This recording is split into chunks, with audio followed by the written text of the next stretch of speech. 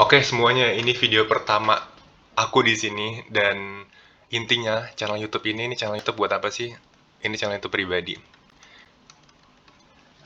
Aku aku ngerasa aku kepengen sharing di sini. Aku kepengen berbagi ke semuanya di channel YouTube secara gratis. Karena aku kepengen setiap siswa di Indonesia, setiap orang-orang itu bisa punya value sendiri dari masing-masing dari kalian. Contohnya gimana? Ini misalkan kita coba gambar ya. Ini ada kamu, ini ada orang-orang lainnya di sini. Ada banyak banget siswa Indonesia di sini. Nah, ada yang jurusannya IPA, dan jurusannya IPS, meskipun sekarang udah nggak ada penjurusan ya. Tapi ada satu orang tuh yang nonjol gitu di sini, yang warna merah.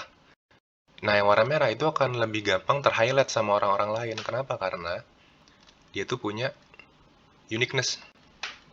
Uniqueness itu apa sih? Keunikan gitu dibandingkan orang-orang lainnya. Gimana caranya numbuhin keunikan ini? Kalian tuh harus beda. Gimana caranya kamu nunjukin beda dibandingkan banyak banget orang di sini? Dan aku yakin setiap orang tuh punya perbedaan masing-masing. Oleh karena itu, aku kepengen numbuhin di video ini. Pertama tuh ada empat skill. Pertama, critical thinking. Nah, critical thinking ini itu ntar dipakai buat kamu tuh berpikiran tuh lebih apa ya, lebih kritis. Kritis tuh lebih apa jatuhnya? Lebih beda dibandingkan orang-orang lainnya. Yang kedua, problem solving. Cara kita ngatasin suatu masalah, nyari masalah, dan ngasih solusi dari masalah tersebut.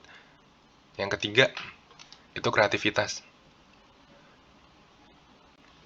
Mikirnya biasa aja, ide biasa aja, tapi impact-nya gede.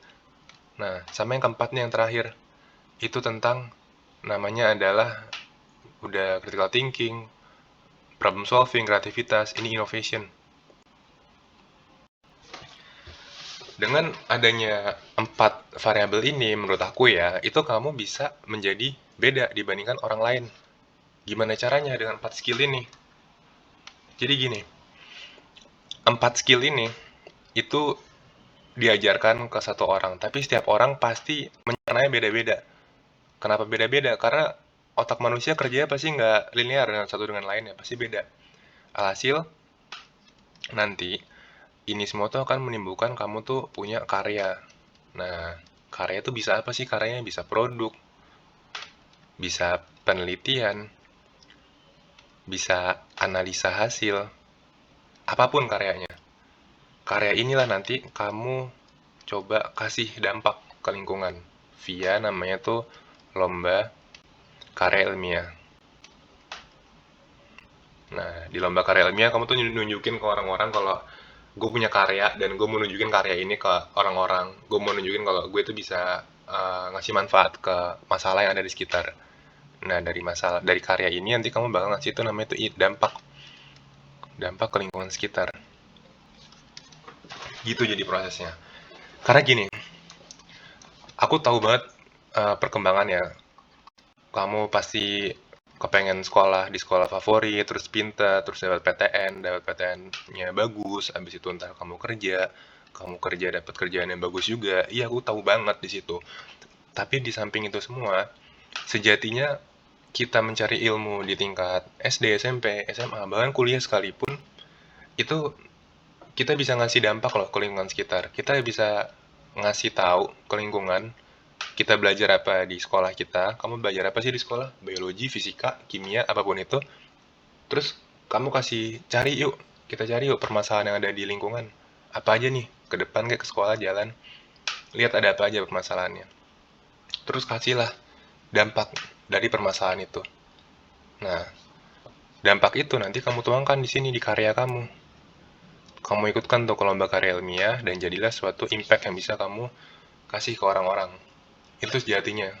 Makanya kita harus nuntut ilmu kan. Nuntut ilmu, belajar, ya fundamentalnya belajar tuh sebenarnya bukan buat lulus-lulus dan nyari kerja, dapat kerjaan bagus dan uang bagus ya. Itu pasti ngarahnya ke sana. Itu pasti banget. Kalau kamu belajar serius, kamu nuntut ilmu yang serius, pasti akan dapat hal yang setimpal juga. Tapi fundamentalnya adalah kita itu akan memberikan ini dampak. Nah, dampaknya ke lingkungan kek, dampaknya ke sekolah kamu, nilai kamu bagus, PTN kamu bagus, intinya kita tuh ngasih dampak ke lingkungan yang bisa kita selesaikan. Dari dampak itu nanti tuh uang bakal ngikutin. Uang bakal ngikutin, kamu punya value, kamu punya keunikan, kamu bisa ngasih dampak, kamu punya karya.